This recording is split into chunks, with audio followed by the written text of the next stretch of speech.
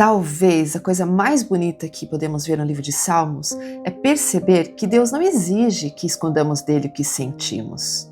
Os salmistas falaram sobre medo, desânimo, ansiedade, culpa e até sobre momentos em que sentiram que Deus estava distante.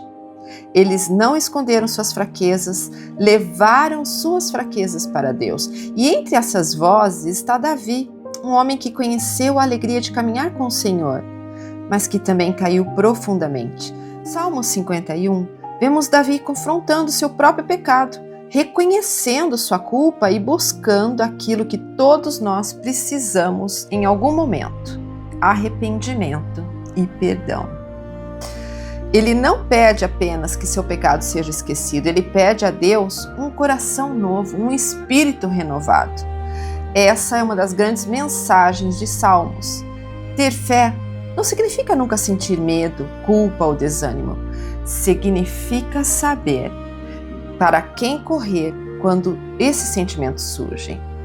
Hoje, em Salmos, na parte 2, vamos abrir o coração dos salmistas e descobrir como suas dores, seus arrependimentos, seus louvores podem nos ensinar a encontrar esperança, misericórdia e perdão do Senhor.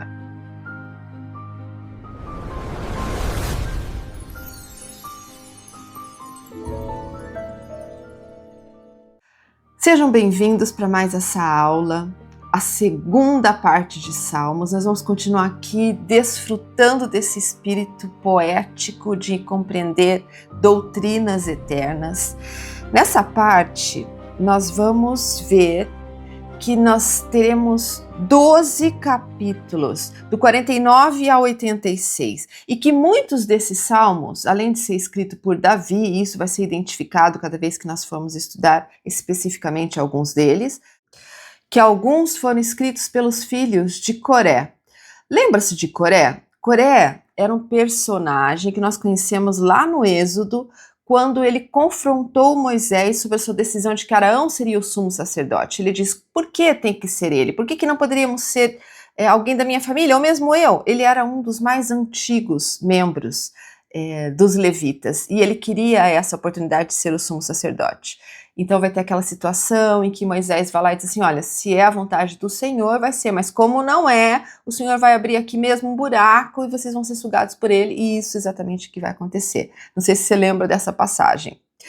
Mas os filhos de Coré permaneceram fiéis como levitas, e eles então aqui são como cantores dos salmos nos templos. Também a gente vai ver referência a Asaf. Asaf era um músico da época de Davi, que também é autor de alguns desses salmos que nós vamos estudar hoje.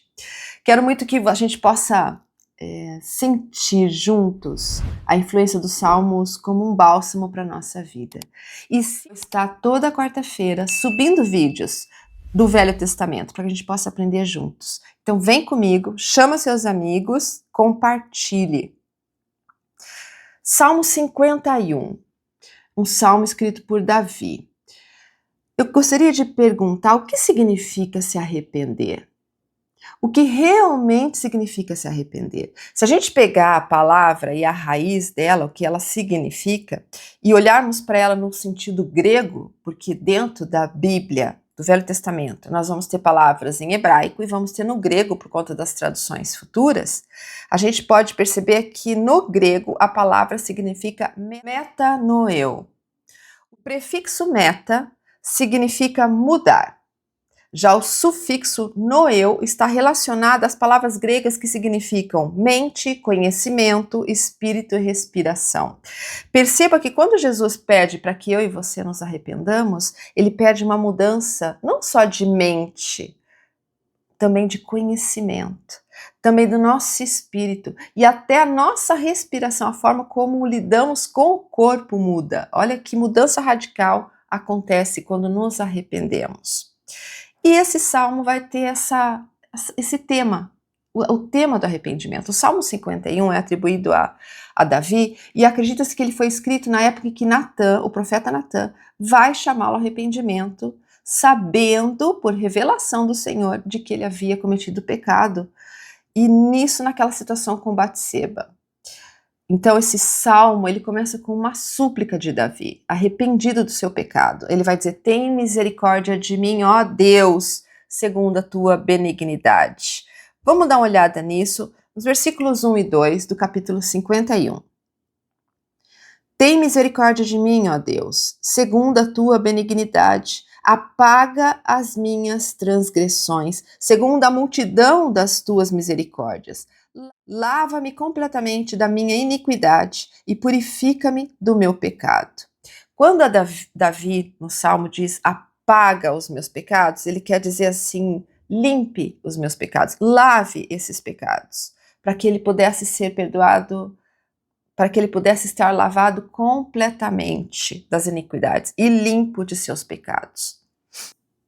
Presidente Nelson, falando sobre arrependimento, num discurso em que ele titula Podemos agir melhor e sermos melhores, ele diz assim: quer vocês estejam trilhando diligentemente o caminho do convênio, quer tenham se desviado ou saído dele, ou até mesmo nem consigam enxergá-lo de onde estão agora, rogo-lhes que se arrependam. Conheçam o poder fortalecedor do arrependimento diário, o poder de agir melhor e de ser melhor a cada dia.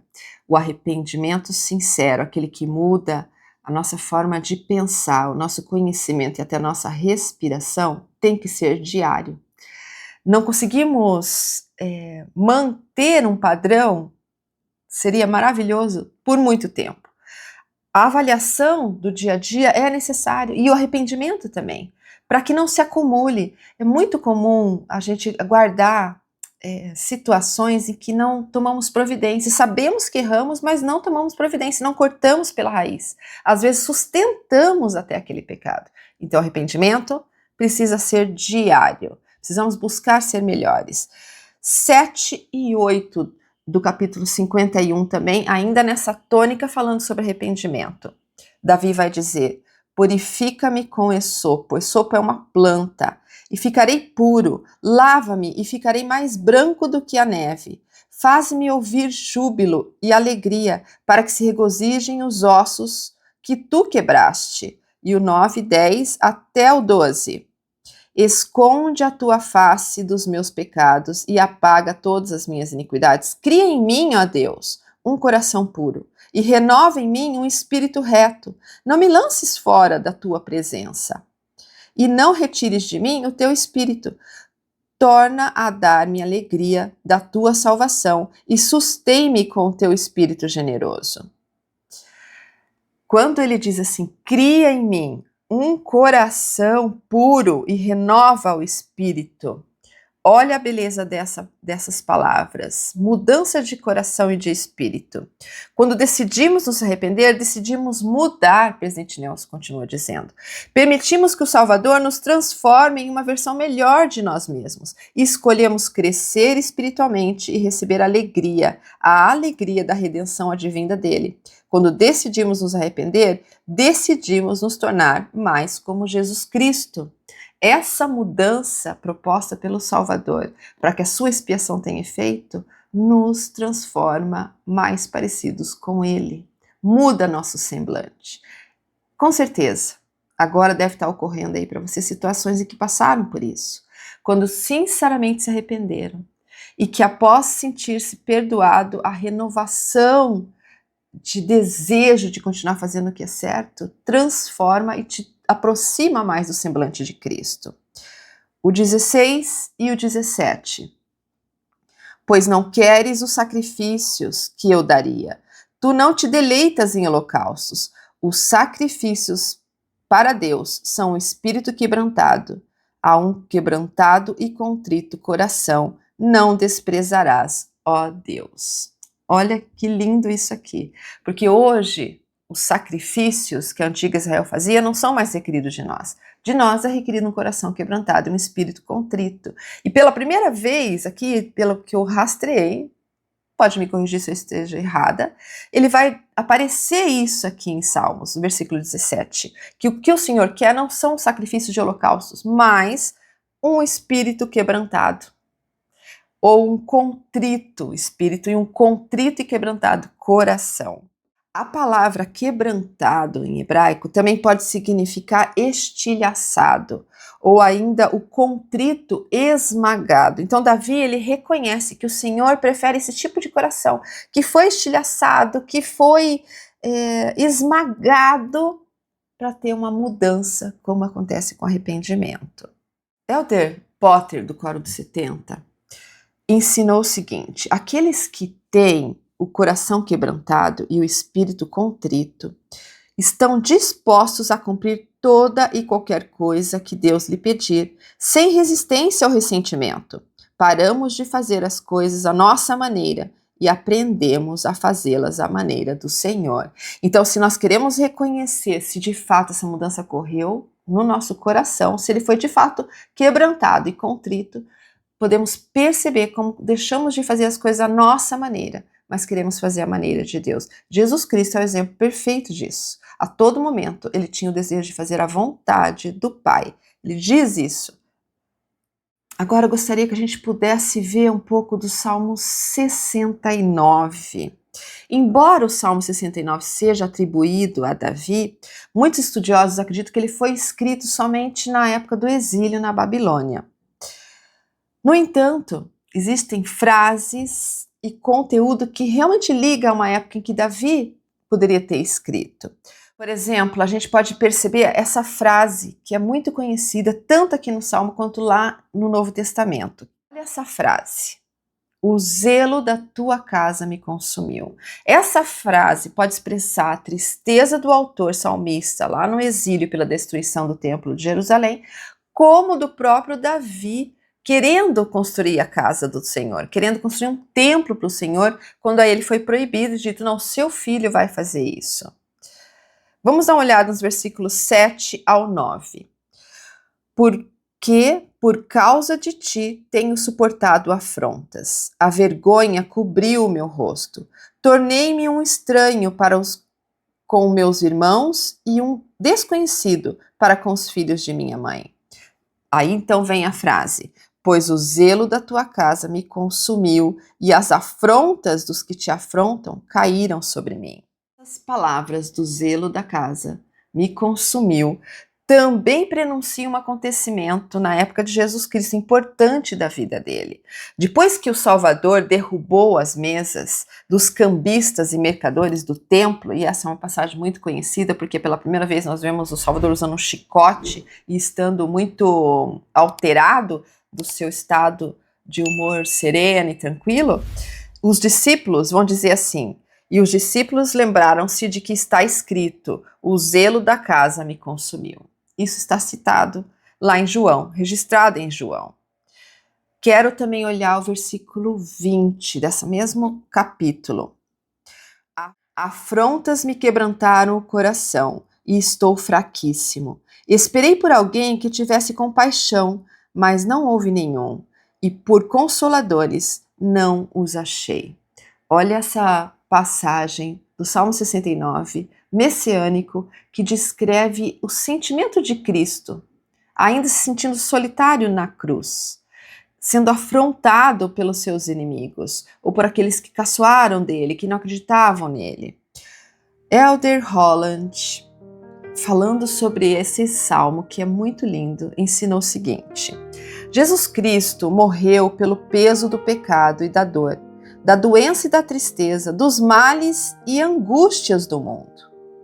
Desde Adão até o fim dos tempos, tudo que é de alguma forma moralmente errado ou pessoalmente doloroso e angustiante, desde o início dos tempos, foi reunido e posto sobre os ombros de Jesus. Dele e de ninguém mais. Aquele que tinha o poder para salvar, de fato, operou a salvação, ao pisar sozinho o lagar da expiação, como foi registrado pelo salmista a respeito do Messias. Afrontas me quebrantaram o coração e estou fraquíssimo. Esperei por alguém que tivesse compaixão, mas não houve nenhum, e por consoladores, mas não os achei. Afrontas me quebrantaram o coração. Essa foi a causa final da sua morte. Devemos nos lembrar, obviamente, de que Jesus entregou sua vida voluntariamente. Ele tinha vida divina dentro de si e, portanto, nenhum homem ou poder conseguiria tirar sua vida.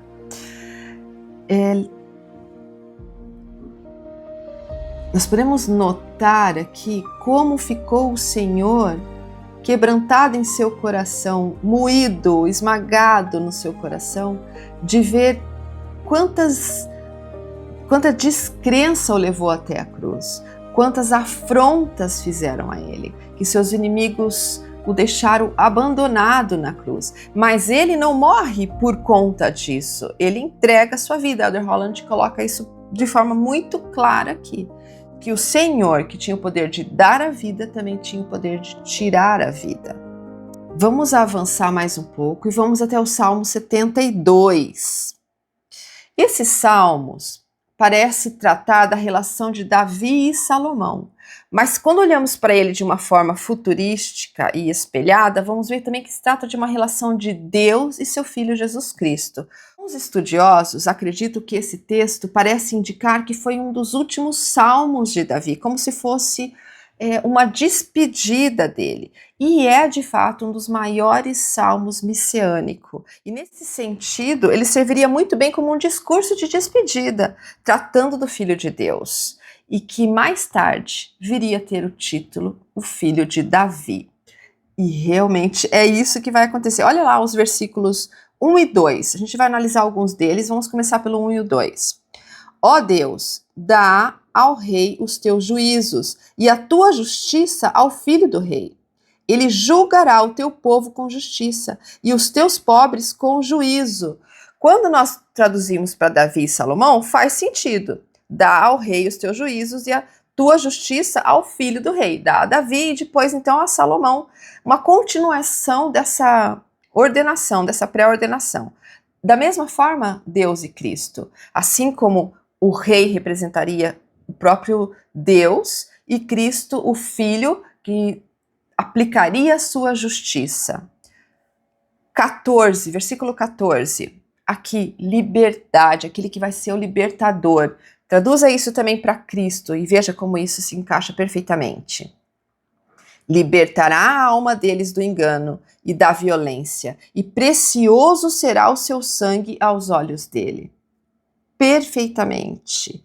Livrará do engano e do pecado as almas, e precioso será o sangue da expiação.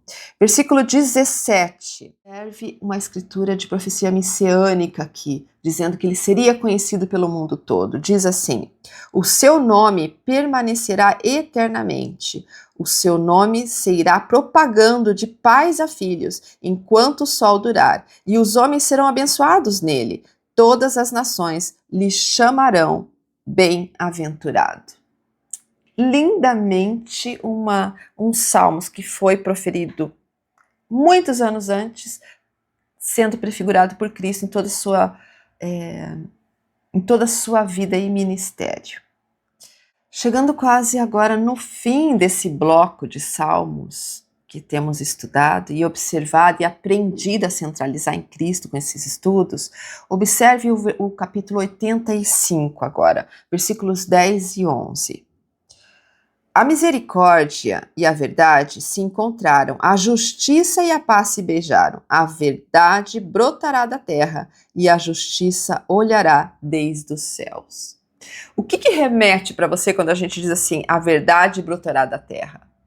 Você já deve ter ouvido essa expressão.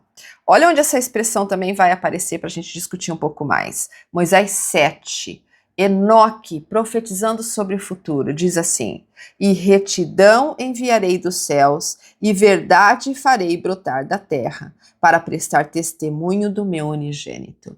Qual é a verdade que brota da terra?